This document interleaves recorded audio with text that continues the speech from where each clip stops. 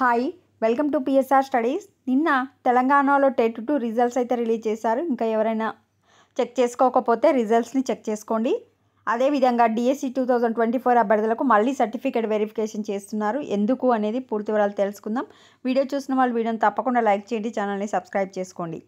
మనకు టెట్ ఫలితాలు విడుదల చేస్తే గత ఏడాదితో పోలిస్తే పాస్ పర్సంటేజ్ అనేది తక్కువ అయింది. పేపర్ 1లో వచ్చేసి 69,476 మెంబర్స్ రాస్తే 41,327 మెంబర్స్ అయితే పాస్ అయ్యారు. పేపర్ 2 మ్యాథ్స్ అండ్ సైన్స్లో 69,390 మెంబర్స్ రాస్తే 23,755 మెంబర్స్ పాస్ అయ్యారు. సోషల్ వచ్చేసి 66,412 రాస్తే 18,629 మెంబర్స్ అయితే పాస్ అయ్యారు. పాస్ మార్క్స్ వచ్చేసి ఓసీసీ 90, బీసీకి 75, మిగిలిన వారికి 60 మార్క్స్ వస్తే చాలు. టెట్ స్కోర్ వచ్చేసి లైఫ్ లాంగ్ వ్యాలిడిటీ ఉంటుంది. 20% వెయిటేజ్ డిఎస్సిలో ఉంటుంది కనుక చాలామంది టెట్ మళ్ళీ రాయడానికి ఆసక్తి చూపిస్తున్నారు. అయితే 2024లో టీచర్లకు పొందిన వారి విద్యార్థుల యొక్క సర్టిఫికెట్లు మళ్ళీ ఒకసారి చెక్ చేస్తున్నారు. ఎందుకంటే ఇట్లా చెక్ చేస్తుంటే 12 మందివి నకిలీ సర్టిఫికెట్లు అని తెలిసినాయి కనుక మళ్ళీ ఒకసారి చెక్ చేసి ఏమైనా పోస్టులు మిగిలితే మేబీ నెక్స్ట్ డిఎస్సికి యాడ్ చేసే అవకాశం ఉంది. సర్టిఫికెట్ల పరిశీలనపై పరిశాన్, డిఎస్సి ఉద్యోగాలపై విద్యాశాఖ అధికారుల అంతర్మదనం, ఇప్పటికే 12 మందికి అపాయింట్మెంట్ లెటర్ల నిలిపివేత, మళ్ళీ పరిశీలనకు విద్యాశాఖ అధికారులు చర్యలు.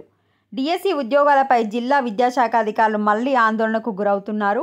పరిశీలన సమయంలో అభ్యర్థులకు సంబంధించిన సర్టిఫికెట్లను పర్యవేక్షక అధికారులు సరిగ్గా చూశారా, మొక్కుబడిగా పరిశీలించి వదిలేశారా అని పరిశాన్ అవుతున్నారు.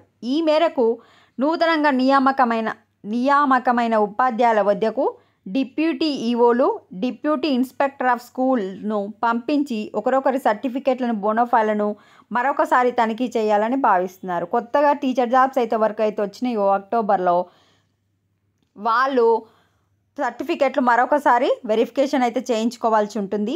ఎందుకు అంటే ఇక్కడ చూడండి, ఎంపికైన వాళ్ళలో 12 మంది నకిలీ బోనోఫైడ్ అవుట్సోర్సింగ్ ఉద్యోగాలు చేస్తూ డిఈడి చదివినట్టు సర్టిఫికెట్లు సమర్పించినట్టు గుర్తించారు.